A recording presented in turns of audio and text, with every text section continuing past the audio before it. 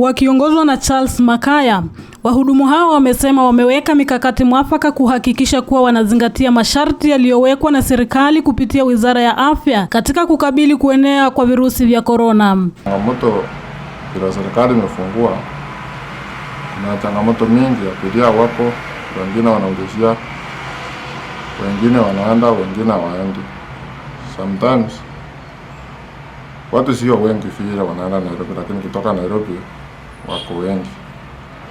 Sasa changamoto huwezi kujua vile watu wanakuja. Sasa ni kuangalia kwa careful na ugonjwa. Na yale maybe masharti ya serikali iliweka, mmefikia, gari yenu iko sawa? Gari zetu ziko na certificate ya serikali ilisema imewekwa. Au na ile kukipu 1 mita.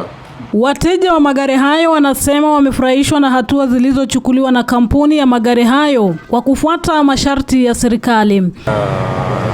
Nairobi.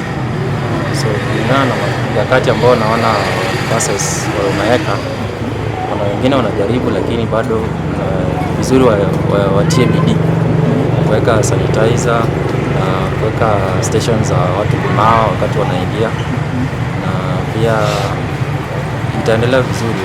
Wananchi wenyewe wakiwa wamechukulia wako na personal responsibility na kuhusu hii janga limepata la corona. Hata hivyo, abiria hao wamelalamikia ongezeko la bei ya nauli, kwani bei hiyo imeongezeka takriban maradufu ikilinganishwa na ilivyokuwa hapo awali. Morning before kuja hapa Guardian, nimeenda kwa station zingine kama Easy Coach.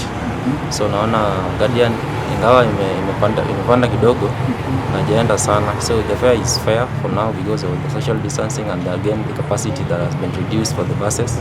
Yeah, so for me, yes, I think it is fair for now. Ningeomba tu kama ingewezekana kwa unyenyekevu, rais wetu angetuondolea hiyo masaa ya usiku ili tuweze kufanya kazi masaa yote ya masaa 24. Monica Juma, habari za Magharibi.